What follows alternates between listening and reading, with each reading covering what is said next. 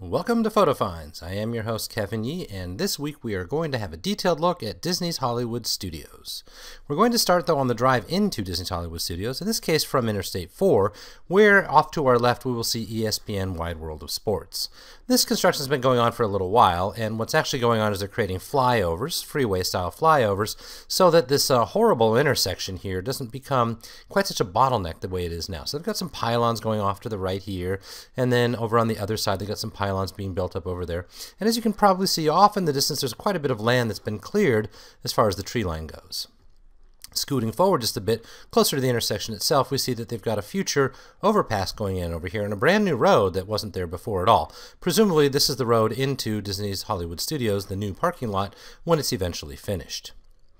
Now we're going at this point into the Disney Hollywood Studios parking lot from the main entrance. There's nothing new here, except I haven't taken the time to show you this photo before. This is that conveyor belt moving dirt across the area from the left side, where they've dug out a bit of a lake over at the other side of World Drive, and brought over that fill dirt to the Star Wars area over on the right. Now, speaking of Star Wars, as we continue our drive in, you can see that there's the entrance booth, or the ticket booths here for Hollywood Studios. We've got some Star Wars construction on the left. I've shown you that before, but we're continuing to make progress there as they go. Now, just beyond those booths, you'll see that there's still some construction off to the left. We'll have a look at that in a second. And then off to the right, I wanted to show some sense of scale for just how much land has been cleared over on the side here. This is this massive amount of area, presumably for the Star Wars Hotel, although that has not been announced exactly where it's going. And then this structure looks a little bit more basic, might be something of a parade float container over on the left. Now, once into the park, we are looking at One Man's Dream, or what used to be called One Man's Dream. It's now called Walt Disney Presents. We'll zoom in a little bit there. From Mickey to the Magic Kingdom and beyond, and here's where we're going to have not only the Star-Lord and Groot meet and greet, that's been there, and then the One Man's Dream video, that's been there, but then also the Coming Soon. So it's sort of a preview center for Hollywood Studios. And Disney's done that before. They did it with Disney's California Adventure. They did it with, for a long number of years, the Corner Studio in Main Street over at Disneyland. And they've had other examples of that. There was a preview center in Disney World before it even opened. Now, on this same photo, I'd like to take the time and look at all of this construction, or rather deconstruction, going on overhead. So this was the studio where they had the meet and greet for the pirates. So a Jack Sparrow meet and greet, and Caspian before that, and so forth. That's then been removed, and we'll see why in a second when we go around the corner, where this used to be building right here. This whole area is being opened up because that's the entrance into Toy Story Land, and so they've got some Toy Story Land type decorations up around the sides here. That means that this area is not going to be the entrance to Toy Story area anymore. In fact, as we'll see a little bit later on, there's probably going to be a wall going up here. This entire street will become backstage area, and the entrance to Toy Story Mania will be somewhere else. So what we're seeing as the entrance these days only has a limited number of days left in front of it. And before we leave the street, let's have a reverse view of that building in the Star Wars land. Again, I don't know what it is. Not paying attention to the details, so I don't really want to know. Let's go into One Man's Dream, where, as you can see, there's a little bit of slight variation in what you've perhaps been used to if you're used to the area here, or you've seen it before. The Sleeping Beauty castle model didn't used to be right here underneath these archways. It was a little bit off to the left. Well, things are crowded off to the left now because they've got some new displays. They have displays about Disneyland and the Guardians overlay to the Tower of Terror. Displays about Disney's Tokyo, Disney Sea, and Hong Kong, Shanghai resorts. New displays, or at least new posters for Treasure Island and Mary Poppins and so forth. And then new things about relatively recent offerings to Walt Disney World, such as the projection mapping of Star Wars at Hollywood Studios, Everest, the Frozen ride, and so forth. Now, we're standing looking at what was once the area that was showing the Florida project, so the Walt Disney Explaining Epcot, Progress City. Over here on the right was where Mr. Lincoln was, and then there were smaller exhibits over on the right now. And then up ahead was once Moana, is now Guardians Meet and Greet. Just to the left of where I was standing, a few of the models they've had here before. And just to the right of where I was standing, the Mr. Lincoln exhibit is still there, but in a smaller format now. And so now it's just Lincoln and the animatronic control panel. Now, where Mr. Lincoln used to be is a model for Galaxy's Edge, or rather one part of the model for Galaxy's Edge. I'm trying not to look for spoilers, so I have nothing to point out about this. I took a picture of it with my eyes halfway closed, and probably you're doing the same.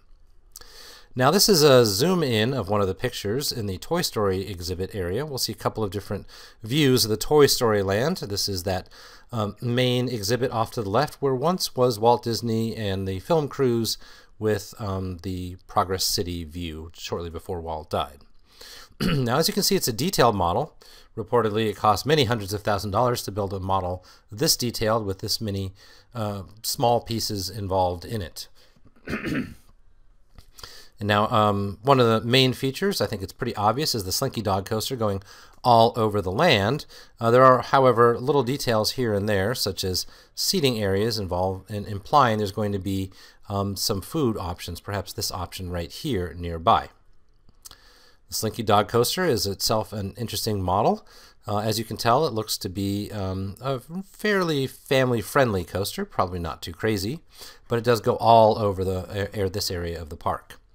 Now, what we're looking at here is that road I was talking about in the construction zone where they're removing a studio, and this is the way into Toy Story Land, meaning that this is the building for Toy Story Mania. This is the archway that is presently the entrance to Toy Story Mania. Look, however, at what we're seeing on the back side here. They've got a marquee. You can see the back side of the marquee facing into the Toy Story Land, meaning that's going to be the main entrance. This is going to be a backstage area over where is presently the entrance.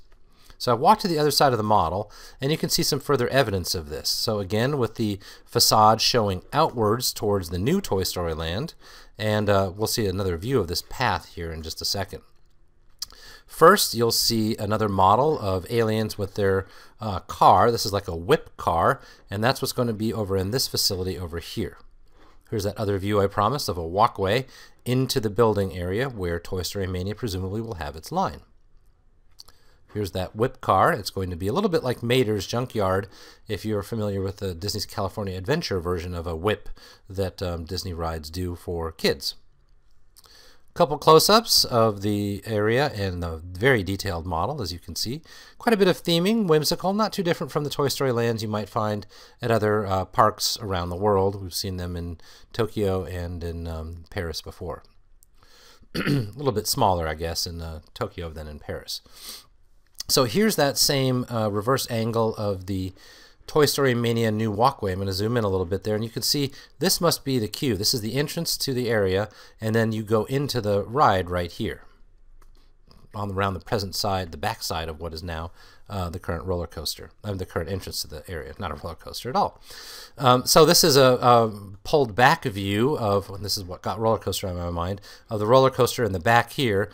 So you can see that the model is behind glass and takes up a pretty hefty space in One Man's Dream, or what was once called One Man's Dream. They've got some new artwork along the walls here and some new suits. This is Walt Disney's suit. It's sort of as seen in the movie about Walt Disney Saving Mr. Banks. Guardians of the Galaxy merch, because this is the exit to the Guardians of the Galaxy meet and greet. They've even got a little bit of a dancing Groot for sale over here, different from the one in the movie, of course. And then some additional decorations over to the side. Now, one thing I did skip over directly behind me as I take this picture is the Toy Story Land. This is the Mickey Minnie Runaway Railway preview, what's coming to what was once Great Movie Ride. Once again, this is something I squinted my eyes as I took a picture of, and I'm not going to zoom in because I don't want the spoilers, and you might not either. Now, this is what that facade looks like now. They've taken down the signage, but it's still there. And one assumes that the Great Movie Ride, the Mann's Chinese Theater facade will stay there even after the Great Movie Ride itself has been removed. And you can see they've got an ad up here for the coming attractions of Runaway Railway. And it's that new style of Mickey Mouse. This is what the cartoon looks like these days. I'm not sure that it's going to be universally positive. This is an area near the exit to what was once Great Movie Ride. It was kind of a meet and greet at the time. There was a place you could put your hands in there like you were famous. And so they've got the new Mickey and Minnie style here where you can take a picture in the background. And as you can see, the Chinese Theater is still there, giving all the more evidence that that facade is going to stay there once the new ride opens. Moving to the other side of the park, the Grand Avenue expansion area, they didn't have walls up during the hurricane time. Some people took photos at the time. I was not there at the time, so I didn't get to see. So here's a baseline tap house. Now, what might not be so obvious from how zoomed in I am, this is the former area called Writer's Stop. So Writer's Stop is being replaced by the baseline tap house. A little bit zoomed out over to the right is where that is, the baseline tap house. They've left a couple of buildings from Streets of America, building something new over on the side, and as you can see, building something on this side, kind of facing the other way at the moment. At least that's the way it looks. And some architecture to match the Muppets area. Of course, the Muppets area is now also part of Grand Avenue. And there is the Grand Avenue signage, again peeking over the walls here. I thought this was interesting. You could zoom in a little bit and see that there's kind of a tuxedo and tie theme to this building, or perhaps it's just a facade rather than a sign. I'm sorry, rather than a sign for some kind of merchandise shop about tuxedos inside. The Echo Lake area has been drained. You can see Gertie the dinosaur actually doesn't have a contiguous body. Her tail just kind of pokes up out of the ground there. If we zoom around to the other side, you can see a back side of the Min and Bill's Dockside Diner, and the ship that is home to it. Now we've gone back over to Pixar Place here, and I'm in line for Toy Story Mania. And I haven't been here in some months. It might even been more than a year. And what you're looking at is what used to be the Barker of Mr. Potato Head, which was an animatronic, controlled, however, by a live human who would say sort of prearranged things. He'd push buttons and talk to people, you know, wearing yellow shirts or red shirts or whatever and so forth, and make fun of them. So that's been removed and replaced by this mural. Presumably the Mr. Potato Head will reappear at the new entrance to the attraction after it opens on the other side of what is now Pixar Place.